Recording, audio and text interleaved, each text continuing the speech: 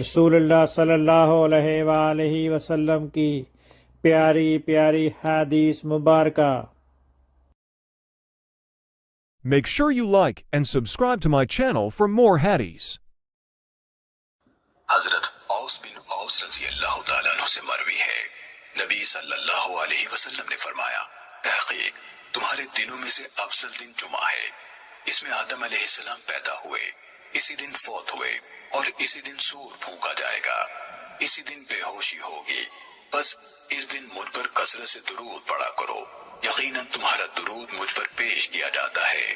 لوگوں نے کہا، اے اللہ کے رسول، وفات کے بعد آپ پر درود کیسے پیش کیا جائے گا جبکہ آپ بوسیدہ ہو چکے ہوں گے؟